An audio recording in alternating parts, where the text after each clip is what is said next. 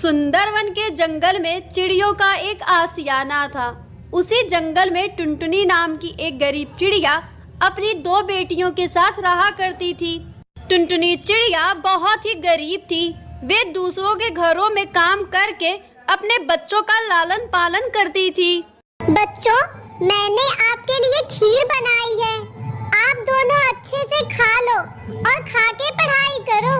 जब अगले दिन टुनटुनी चिड़िया काम पर जाती है तो उसकी बेटी मुनमुन उससे बोलती है, माँ, मुझे भी नई पिचकारी चाहिए। मेरे सारे दोस्त होली पे नई नई पिचकारी लेते हैं। ठीक है बेटा, मैं तुम्हें इस होली पे नई पिचकारी दिला दूंगी, लेकिन तुम मन लगा के पढ़ाई करो, तभी हमारी गरीबी दूर होगी। ठीक है माँ, मैं मन लगाकर पढ़ाई करूंगा। टुनटुनी चिड़िया सेठ कालू कौवे के यहाँ काम किया करती थी। वैसे तो सेठ कालू कौवा बहुत ही धनी था, लेकिन अंदर से बहुत ही लालची और निर्दयी था। होली आने से कुछ दिन पहले टुनटुनी चिड़िया उसके पास जाती है।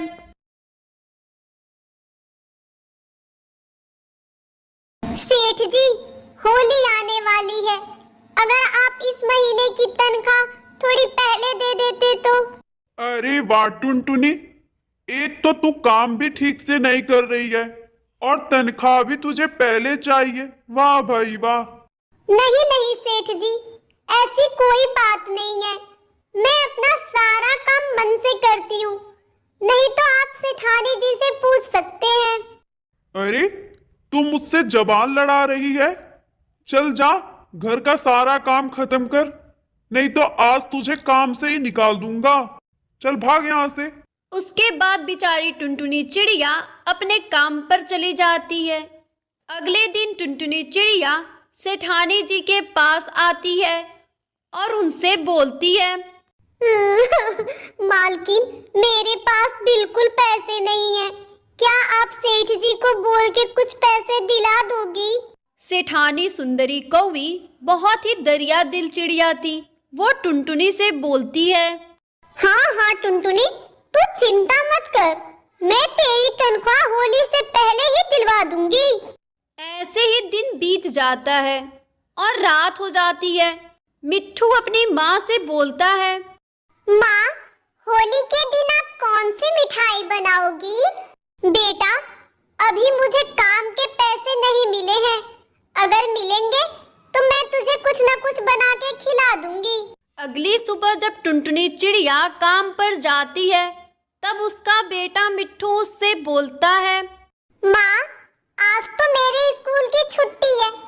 क्या मैं आपके साथ काम पर चलूं? ठीक है बेटा, लेकिन तुम वहाँ जाकर कोई शैतानी मत करना। उसके साथ मिट्ठू सेठ जी के घर जाता है।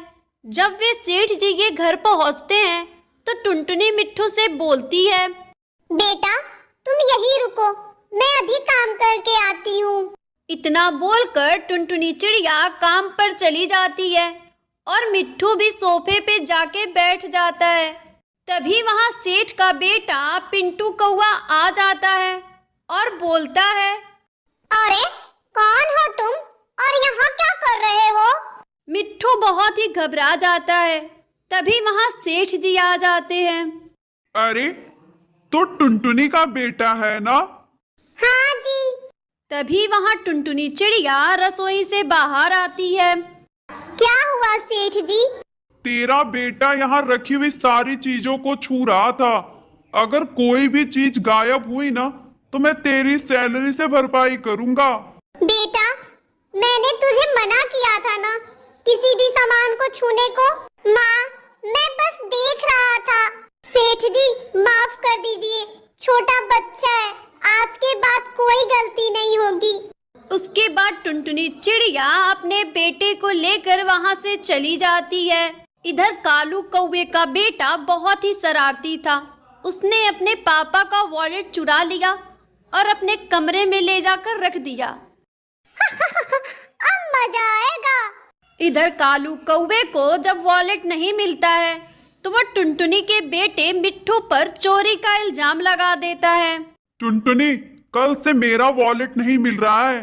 जरूर तेरे बेटे ने ही चुराया होगा। नहीं नहीं सेठ जी, मेरा बेटा चोर नहीं है। उसने आपका वॉलेट नहीं चुराया होगा।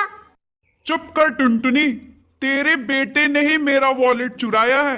अब तुझे 2 महीने यहाँ मुफ्त में काम करना होगा, और काम नहीं किया ना तो मैं तेरे बेटे को पुलिस के हवाले कर दूंगा।